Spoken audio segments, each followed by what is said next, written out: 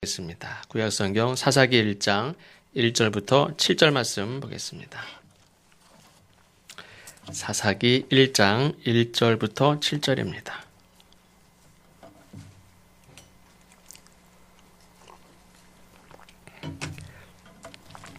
한 절씩 교독하시고 7절은 같이 읽겠습니다. 여호수아가 죽은 후에 이스라엘 자손이 여호와께 여쭈어 이르되 우리 가운데 누가 먼저 올라가서 가나안 족속과 싸우리까? 여호와께서 이르시되 유다가 올라갈지니라. 보라 내가 이 땅을 그의 손에 넘겨 주었노라 하시니라. 유다가 그의 형제 시므온에게 이르되 내가 제비 뽑아 얻은 땅에 나와 함께 올라가서 가나안 족속과 싸우자.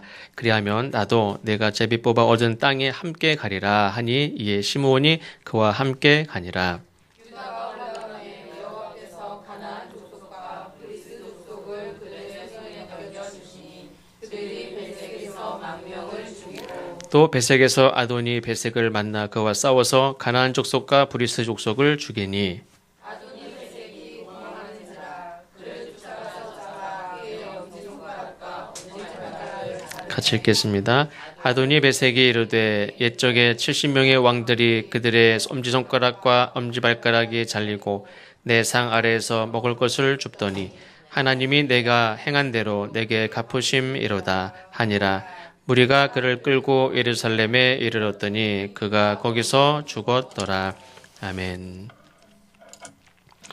성경의 역사는 이스라엘 백성들이 애굽에서 나와서 광야 40년을 거쳐서 여호수아와 함께 가나안에 입성하고 또 정착하는 그래서 시대 전까지를 신정 시대라 부른다면 이 여호수아가 죽은 이후에 그리고 왕이 세워지기 전 그 왕은 사울 왕이죠. 사울 왕이 세워지기 전까지의 시대를 사사 시대라 이렇게 부릅니다. 오늘 사사기 1장 1절에는 여호수아가 죽은 이후라고 말씀을 하는데 그러니까 이때는 시대적으로 가나안 땅을 입성하기 전에 각 지파별로 그림을 그려서 가나안 땅 백성들이 들으면 기분 나빠하겠지만 이미 들어오기 전에 이미 지도를 나눠서 이 땅은 내 땅, 이 땅은 내 땅 이렇게 이미 지도를 그려서 정했습니다. 제비 뽑아서 정했습니다. 근데 가나안 땅에 입성을 했지만 완전히 점령하지 못한 상황에서 여호수아가 죽습니다. 그리고 이제 사사시대가 시작되고 있습니다. 오늘 말씀의 제목은 위기의 때라 정했는데 그 이유는 광야에서 모세가 죽었을 때도 위기였습니다. 그러나 모세가 죽기 전에 이 여호수아를 지도자로 세웠죠. 모든 전쟁을 이 현장에서 이끌었던 여호수아를 이스라엘의 새로운 지도자로 세웠기 때문에 큰 혼란이 없었습니다. 그리고 백성들도 모세도 여호수아를 축복하고 온 백성들도 여호수아를 그렇게 모세가 축복한 대로 그렇게 믿고 따라서 큰 혼란이 없었는데 지금은 가나안 땅을 완전히 차지하지도 못한 상황입니다. 그런 상황에서 모세의 뒤를 이어서 가나안 정복의 역사를 한참 이뤄가고 있는 이때에 여호수아가 죽습니다. 그러니까 이스라엘 백성들에게 모세가 죽었을 때보다 어떻게 보면 더 큰 혼란이 아닐 수 없다라는 생각을 합니다. 앞에서 말씀드린 바와 같이 어떤 지파는 요단강을 건너기 전에 이미 두 지파 반 정도는 이미 땅을 차지했고 제비 뽑은 땅을 차지했고 또 가나안 땅을 요단강을 건너면서 나머지 두 지파 반이 또 차지했고 그런데 나머지 7지파가 아직 차지하지 못한 상황입니다. 이제 계속 진행 중에 있는데 여호수아가 죽습니다. 이 땅을 이렇게 점령해 가는 그런 과정을 보면 이렇게 12지파가 함께 싸웁니다.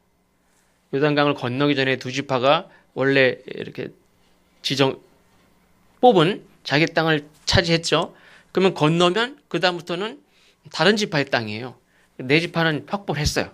그러면 네 땅을 확보한 지파는 다른 지파들 땅을 확보하기 위해서 전쟁터에 목숨 걸고 나가 싸우는 게 쉽지 않죠. 그래서 솔직히 말하면 그 전에 어떤 지파는 나는 땅을 차지했으니까 안 가면 안 되나 아니면 여기서 그냥 있으면 안 되나 이렇게 얘기하는 지파들도 솔직히 있었습니다. 그러나 내 땅 차지했다고 해서 남이 다른 지파들 땅 이렇게 점령하는데 동참 안 하면 안 되죠. 모든 지파가 같이 함께 싸웁니다.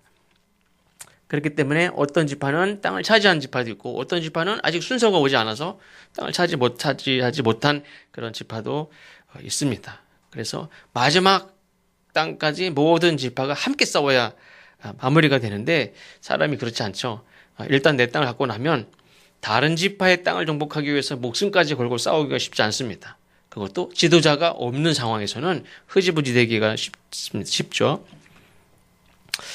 그래서 이런 상황에서 지도자가 죽음으로 인해서 가나안 정복이 흐지부지 될 수도 있는 그런 상황입니다.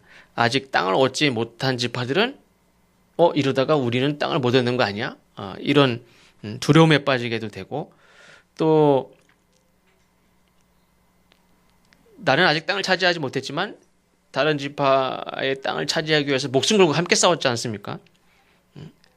근데 아직 땅을 얻지 못한 지파들은 만약에 이게 흐지부지 되고 그냥 이걸로 이렇게 계획이 딱 접어지면 공동체는 깨어질 수밖에 없는 그런 위험도 있습니다. 그런 차원에서 가나안 정복이 마무리되지 않은 그런 상황에서 지도자 여호수아가 죽었다는 것은 이스라엘에게 가장 큰 위기가 아닐 수 없다라고 생각이 듭니다.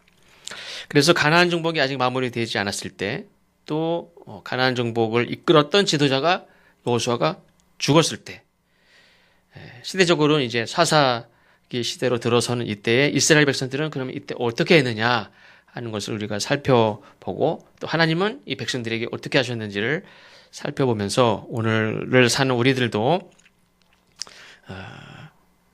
이스라엘 백성들은 이 모세라는 지도자, 여호수아라는 이 지도자의 영향이 절대적인 그런 삶을 살았습니다. 제가 이 말씀을 보면서도 우리의 한국 교회도 어떤 훌륭한 그런 목회자나 어떤 인물들을 중심으로 교회가 이렇게 이어져 왔던 시대가 있었다면 지금의 시대는 그런 것이 아니겠구나, 아니다 하는 생각을 갖습니다. 그래서 어떤 사람들은 예전에 그런 예를 들면 뭐 한경진 목사님이나 무슨 뭐 오카넬 목사님이나 아니면 무슨 예전에 막 부흥을 이끌었던 그런 많은 분들이 지금 없죠. 그러면서 이때가 위기의 때 정말 지도자가 없고 모범이 되는 어떤 이렇게 길을 탁 명확하게 제시하는 그런 분들이 없는 그런 시대가 아닌가 이렇게 생각하면서, 그러나 그때가 위기의 시대고 이렇게 어떤 기독교가 이렇게 어떻게 보면 약해지는, 무너지는 수도 있다는 두려움을 갖는 그런 시대일 수도 있지만 그런 부분에 있어서 지금 여호수아가 절대적인 지도자였던 여호수아가 부재한 그런 상황에서 이스라엘 백성들이 어떻게 했는지를 보면 우리에게 큰 어떤 도전이 되리라 그렇게 믿습니다. 오늘 말씀 1절에 보면 이스라엘 백성들이 행한 내용이 나오는데 사소한 것 같지만 중요한 그런 내용입니다. 이스라엘 백성들이 하나님께 기도했다 하는 사실이 나옵니다. 1절에 여호수아가 죽은 후에 이스라엘 자손이 여호와께 여쭈어 이르되, 여호수아가 죽은 이후에 백성들이 하나님께 여쭈었다. 위기의 때에 이스라엘 백성들이 한 첫 번째 행동은 하나님께 기도한 겁니다. 여호와께 여쭈었다. 사실 애굽에서 나온 이후에 이스라엘 백성들이 40여 년 동안 그리고 가나안 정복을 하는 가운데서도 계속 일관되게 하나님이 가르치신 게 있어요. 그거 뭐냐면 배운 것이 있다면 또 가르친 것이 있다면 어려울 때마다 하나님께 묻는 거예요. 그리고 하나님의 말씀을 따라가야 된다 하는 것을 하나님은 가르치셨고 이스라엘 백성들은 그걸 계속 배웠습니다. 그러니까 이 사실을 40년 광야 생활에서 배운 백성들이 어떻게 보면 이제야 그 효과가 조금 나타납니다. 여호수아가 죽어 없을 때 이 사람들이 어떻게 했느냐? 하나님께 기도했다는 거예요. 하나님께 여쭈어봤다. 이 12지파가 모여 살고 있지만 12지파 가운데 가나안 땅에서 아직 기업을 얻지 못한 지파는, 기업을 얻은 지파는 5지파라고 그랬죠. 아직 7지파는 아직 땅도 없습니다. 그냥 다른 지파의 땅에서 천막치고 아직 살고 있어요. 예전에는 광야에서 지도자 모세가 하나님 만난다고 산에 올라가셨는데 하루, 이틀, 일주일, 2주일, 3주일 돼도 안 내려와요. 그러니까 백성들이 어떻게 했습니까? 두려움에 휩싸여서 어쩔 줄 몰라 했습니다.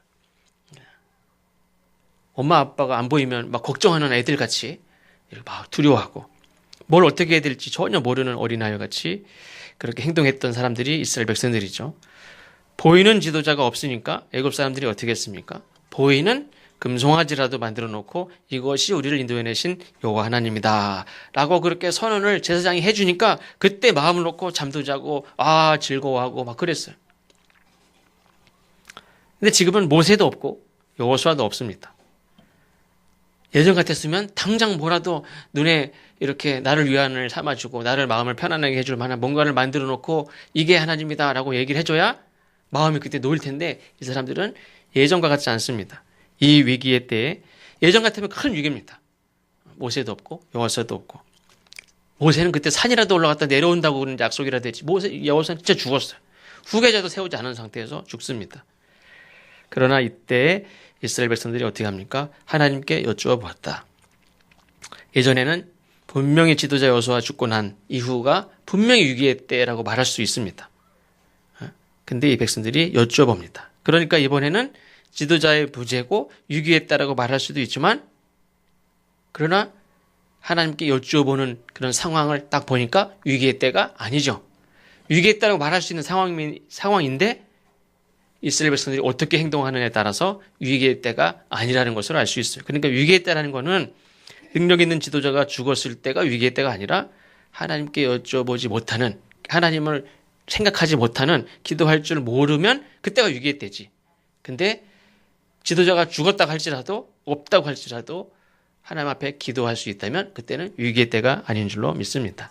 저도 어렸을 때 박정희 대통령이 학교 갔다가 이제 집에 가려고 5시쯤인가 가려고 이렇게 가는데 갑자기 사이렌이 막 울리면서 막 방송에 막 나오는데 박정희 대통령이 돌아가셨다고 서거했다고 막 대통령 목소리로 막 하고 사이렌이 울리고 막 그래서 막 집으로 가가지고 박정희 대통령 돌아가셨다고 막 그랬더니 저희 막 울고 막 온 동네가 막 온 나라가 막 난리가 났었어요. 그때 어떻게 했습니까? 전 군이 다 비상경계가 다 떨어져요. 육군, 뭐 해군, 공군, 뭐 할 것 없이 전군이 다 비상경계가 다 비상이죠, 비상. 위기에 굉장한 위기. 전쟁 이후로 최고의 위기라고 생각했을지도 몰라요. 그러나 능력 있는 지도자가 죽었을 때 위기가 아니라 위기라고 말하는 그때 하나님을 기억하지 못하고 하나님 앞에 기도하지 못하면 그건 진짜 위기죠. 그러나 다행히도 위기했다라고 분명히 말할 수 있는 그때인데 이스라엘 백성들이 지도자도 없는데 이 사람들이 하나님 앞에 여쭤봅니다. 하나님 앞에 기도합니다.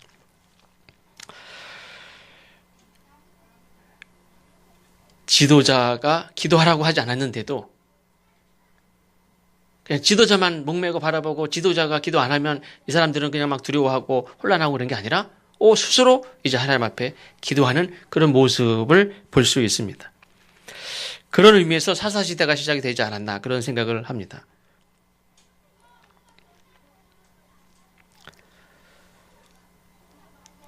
사사시대는 모세도 없고 여호수아도 없고 지도자가 없는 시대입니다.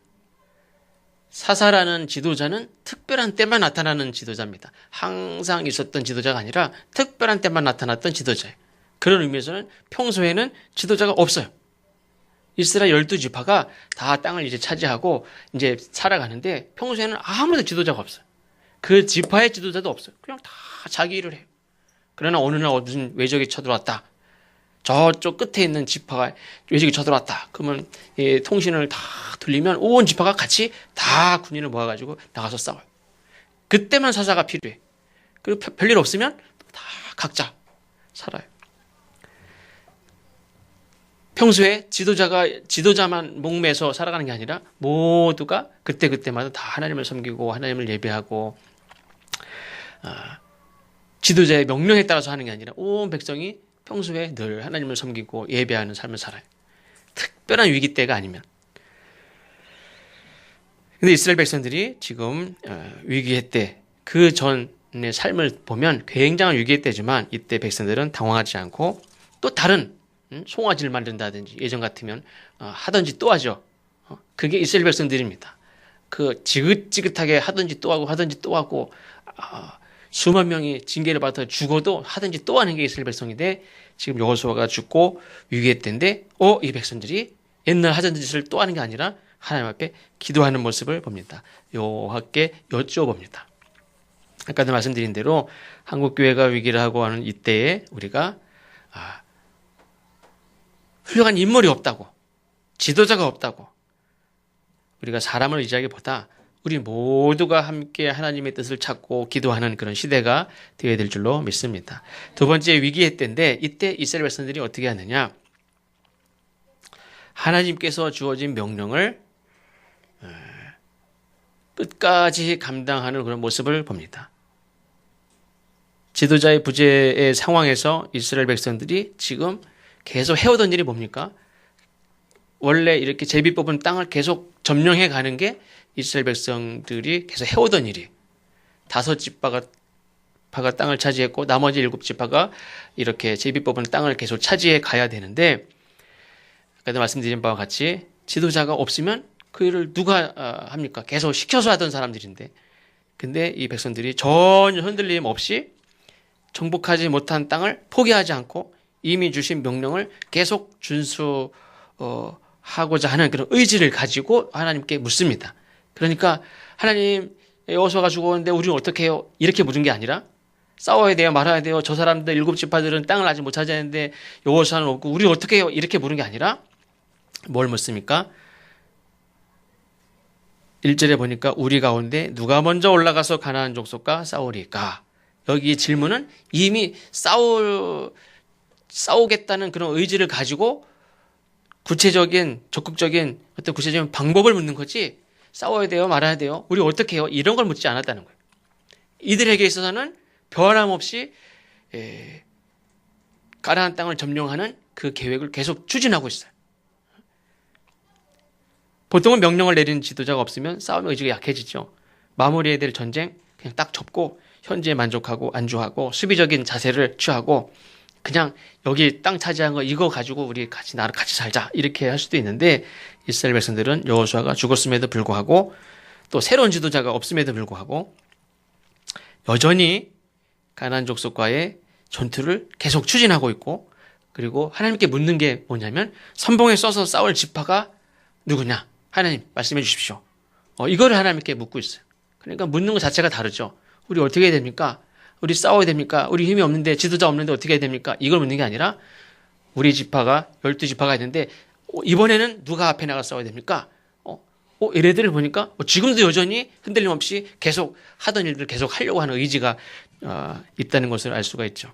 이때 하나님께서 이스라엘 백성들에게 하신 말씀 2절에 보니까 여호와께서 이르시되 유다가 올라갈지니라, 보라 내가 이 땅을 그의 손에 넘겨 주었노라. 사소한 것 같지만 백성들은 하나님 앞에 묻고 하나님이 대답을 하셔요. 이건 굉장히 중요해요. 이스라엘의 그런 통사적으로 이렇게 역사를 이렇게 볼 때 굉장히 중요한 거예요. 왜 그러냐면 이스라엘 백성들은 대대로 하나님에게 묻지 않았어요. 또 하나님 말씀하셔도 듣지도 않았어요. 어떤 때는 하나님 말씀 안 해요. 하나님과 백성들 간에 소통이 없었어요. 근데 오늘 어떻습니까? 이스라엘 백성들이 항상 여호수아한테만 가서, 제사장한테만 가서 어떻게 됩니까? 묻던 사람들이 지도자가 없다고 어떡합니까? 막 원망하고 탄식하고 다 우리 여기 와서 이제 죽는구나 이렇게 하지 않고 하나님에게 묻는 장면이 나와요. 그리고 하나님은 즉시 대답을 하셔요. 이 사실 하나만으로도 이스라엘에게는 충분히 소망이 있습니다. 흔들릴 이유가 없죠. 왜? 여호수아가 없다고 우리가 무너집니까? 아니에요. 이스라엘 백성들은 하나님에게 묻고 하나님은 말씀하시고 이게 잘 된단 말이에요. 이거 하나만으로도 이스라엘 백성들에게는 소망이 있고 걱정할 이유가 없습니다. 하나님께서 이스라엘 백성들에게 유다가 먼저 올라가라 이렇게 말씀하시는데, 이제 유다가 먼저 올라가라, 이게 하나님이 주신 결정입니다. 하나님의 명령입니다. 유다가 선봉에 서서 싸우고 모든 지파가 함께 싸우면 됩니다. 근데 3절에 보니까 유다가 이렇게 말합니다. 유다가 그의 형제 시므온에게 이르되 내가 제비 뽑아 얻은 땅에 나와 함께 올라가서 가나안 족속과 싸우자. 그리하면 나도 내가 제비 뽑아 얻은 땅에 함께 가리라 하니, 이에 시므온이 그와 함께 가니라. 제비 뽑아 얻은 땅은 아직 얻은 땅이 아니죠. 들어가기 전에 이렇게 지도를 그려서 지도 조각을 놓고 제비를 뽑아서 지도상의 땅을 얻은 거죠. 그 상황에서 여호수아가 죽고 유다 자손이 먼저 올라가서 싸우라는 하나님의 응답을 받고 유다 지파는 근데 이때 시므온 지파에게 가서 도움을 요청합니다. 우리 같이 싸우자. 많은 지파가 있었지만 먼저 시므온 지파에게 가서 같이 싸우자 이렇게 얘기합니다. 근데 왜 많은 지파가 있지만 왜 이 시므온 지파에게 가서 같이 싸우자고 했을까? 저는 그냥 같이 이렇게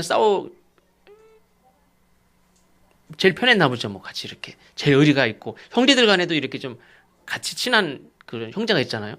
그렇죠? 둘만 있으면 뭐 하실 게 없지만 넷이든지 여섯이든지 뭐 그러면은 이렇게 둘 친하든지 어떻게 친한 형제들이 있어요. 근데 12지파에서 유다 지파가 시므온에게 가서 같이 싸우자. 그러면 너의 땅을 차지할 때 나도 같이 싸우리라. 그래, 알았어. 같이 싸우자. 같이 싸웠습니다. 그냥 그렇게 같이 싸우는 줄 알았어요. 근데 그 지리적인 걸 보니까 보겠습니다. 그 지리적인 걸 보니까 유다 지파가 얻을 그 차지해야 될 땅이 여기 아래가 있는데 이 붉은색이 유다 지파고 안에 파란색으로 테두리가 되어 있고 빨간색으로 이렇게 해주신 게 시몬 지파 땅입니다.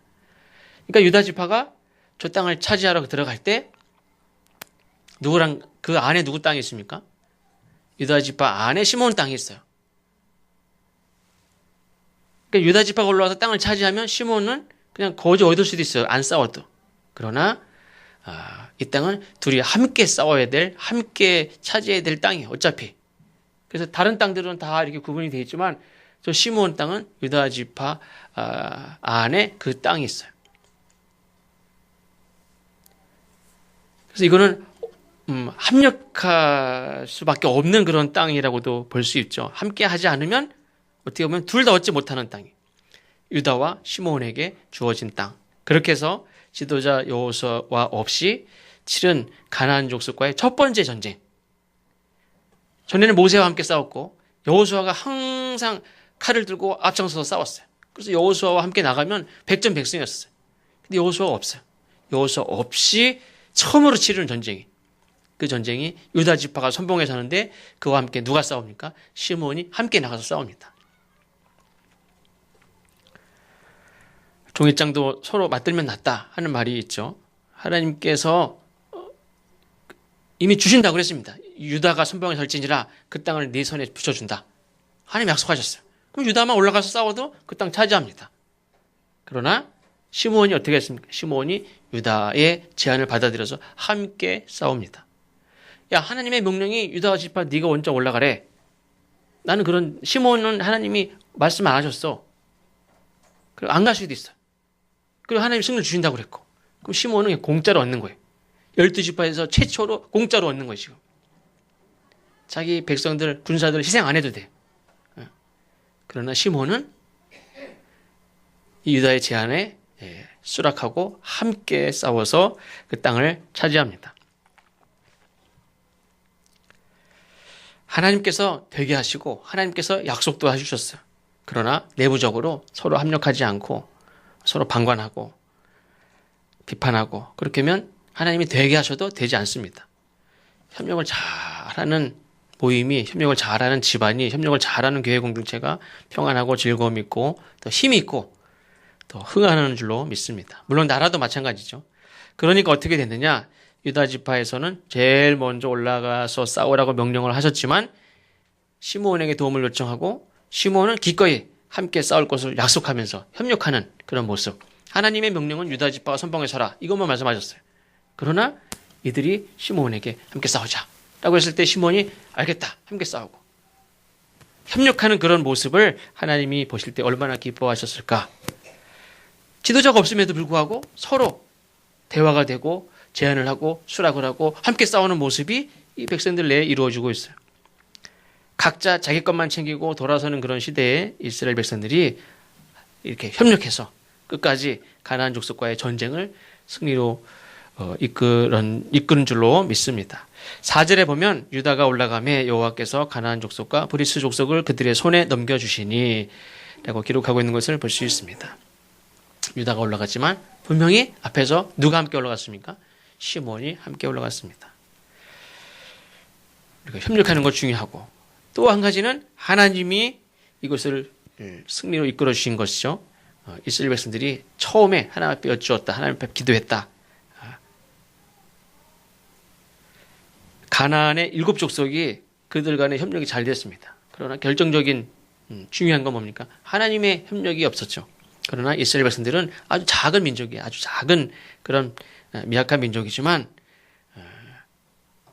하나님의 도움으로 하나님의 능력으로 이 일들을 이루신 줄로 믿습니다. 7절에 보니까 그 결과에 대해서 나오는데 이 아도니아 베색이라는 이 왕이 자기네들이 이제 옛날에 있었던 얘기를 하죠. 예전에는 70명의 왕의 엄지손가락과 엄지발가락을 잘라서 그 상 안에서 먹는 것을 줍게 할 정도로 큰 세력을 가졌던 그런 때가 있었다는 거죠. 그러니까 한 나라의 왕도 한 족속의 왕도 아니고 70명의 왕을 다 붙잡아다 놓고 엄지손가락 자르고 엄지발가락 잘라놓고 엎드려서 야 기어 엎드려서 야 먹을 거 주워 먹어 뭐 이걸 시킨 거예요. 지금 이 아도니아 가나안 족속 아도니아 베색이 그렇게 했던. 근데 이스라엘 족속이 딱 들어오면서 그대로 당하는 거예요. 그러면서 내가 예전에 70명의 왕들을 꿇어 엎드려 놓고 엄지손가락 자르고 엄지발가락 잘라가지고 짐승같이 기게 하고 먹는 거 주워 먹게 하고 내가 옛날에 그래서 왔는데 하나님이 내게 그대로 행하시는구나. 내가 했던 그 잔인하게 했던 일들을 그대로 당하게 하는구나. 이렇게 얘기합니다. 이걸 보면 이 사람들이 얼마나 큰 세력을 가졌던 사람들인지 70명의 왕들을 꿇어 엎드려 놓고 그렇게 잔인하게 했던 사람들이라는 거예요. 근데 지금 이스라엘 족속은 아주 작은 민족입니다. 그 가나안 족속의 7 족속이 연합하면 그 싸울 수 있는 군사로 보면 비교가 안 됩니다. 너무나 작은 민족이에요. 그러나 이 작은 이 한 히브리 족속이 7 가나안 족속을 상대해서 이길 수 있었던 것은 앞에 1절에서 나왔듯이 위기의 때에 하나님께 기도했기 때문인 줄로 믿습니다. 그리고 위기의 때에 하나님 명령하시는 너만 올라가, 너 올라가라고 했잖아. 나는 말씀 안 하셨어. 이게 아니라 협력하는 모습.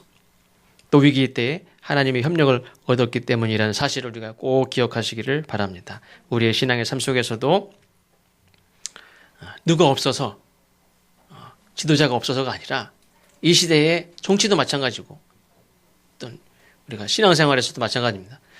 누가 지도자가 없어서가 아니라 하나님께 늘 묻고 하나님께 응답받는 삶, 또 우리가 서로 협력하고 그래서 주님의 뜻을 감당하는 삶, 그리고 하나님께서 이미 우리에게 주신 명령을 누가 없다고 지시하는 사람이 없다고 핑계대는 게 아니라 이미 하나님께서 우리에게 주신 그 사명을 순종하는 자에게 하나님께서 열매를 주시고 승리를 주시는 하나님의 능력을 경험하는 우리 모두가 되시기를 주님의 이름으로 축원합니다. 기도하겠습니다. 하나님 감사합니다.